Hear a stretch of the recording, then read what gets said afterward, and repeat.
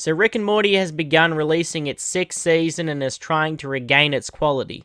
Apparently it's been renewed for 10 seasons, and each is supposed to have 20 episodes up until the 10th season, so 70 new episodes. It's a show that I still enjoy, but its peak was its first 3 seasons. This is evident as most lists of the best episodes come from these seasons. Episodes like Pickle Rick, the Rick Atlantis Mix-Up, Rick Potion number 9, and Rixty Minutes. Whether it's the concepts, world building, or seemingly improvised scenes, these seem to be the ones that stand out. My favourite, though, is the Australian episode Bush World Adventures. To me, that is one of the funniest things I've ever seen. Why? Get in the fucking car, Morty! Not coming with you! Leave him alone! I'm calling the police. I'm calling the police. I think the 4th season was mostly great, but I guess it just didn't leave the mark that the 3rd did. And then there's that last season, which was very disappointing. Not to say that every episode was bad, it's just that none of them really stood out as great. And it contains most of the show's worst episodes, especially Rick Dependent Spray, which is probably the worst episode, and most people agree on that. It's an episode that fits more in a show like Paradise PD with its terrible writing, and the point being to gross you out. And I'm not one of these people, though, that just forgets how good something was before it dropped in quality, or someone who thinks that as soon as an artist makes something that isn't great, that means that they'll never make anything good again. Or a person that just compares their art to their other art to decide whether it's good or not, based on if it's better than the last piece of work that they made.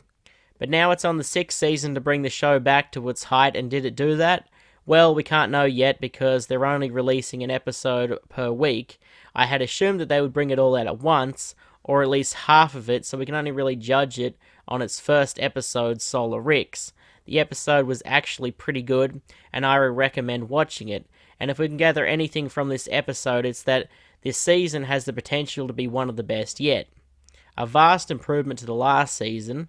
It's as dark as some of the darkest moments of the show, with a clear message of letting go and moving on, while also remaining a pretty fun episode. If this episode is a reflection of the rest of the season, then it seems that canon and continuity is going to be more important, which sounds good, but I feel like as long as every episode isn't entirely connected, it will be better, as only a couple of animated sitcoms are actually good at making these continuing stories across an entire season. BoJack Horseman is one of the only ones that actually worked.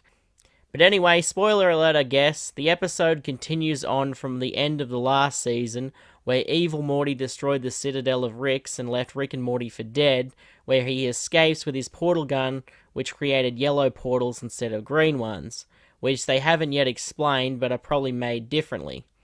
Rick and Morty are starving to death, but are saved by the real Beth, and when they come back, Rick, instead of resetting portal travel, he accidentally resets portal travelers.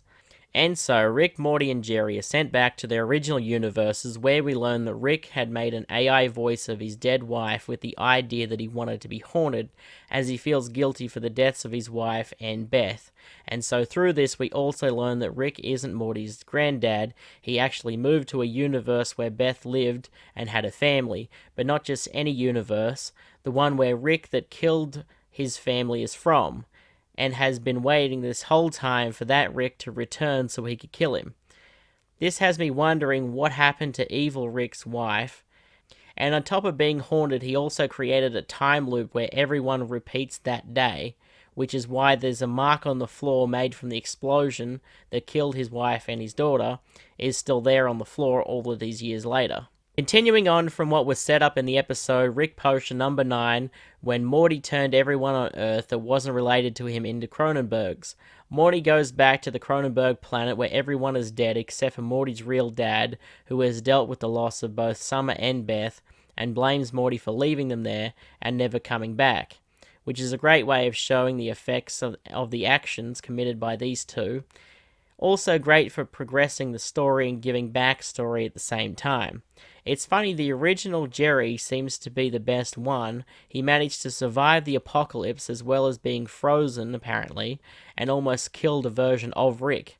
Summer and Beth, the real one, and her clone, which is the one that actually raised Summer.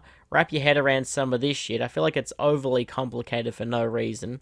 But anyway, this is the weakest part of the episode, even though it had the most action. They go on a mission to help Rick, where Summer is given instructions under a file called Boogerades, which should have been the title of the episode, and Summer gets to use her Wolverine claws that she has earned from previous missions given by Rick.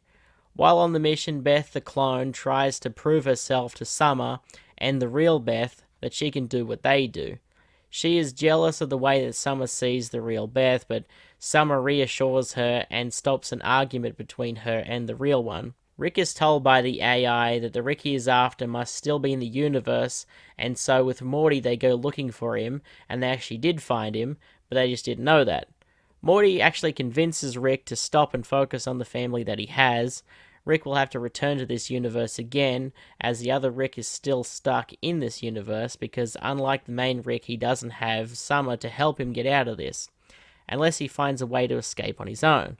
Jerry, who they forgot about until the end of the episode, is actually Jerry from Season 2, that they mistake for a different Jerry that they brought home in Season 2.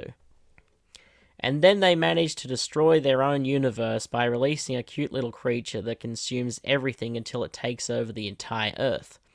So the characters are forced to do what Rick and Morty had done to get to this universe, and show up in a new universe where all of the family had just been killed, and so they have to bury their counterparts in the backyard, as well as learn this universe's way of saying Parmesan.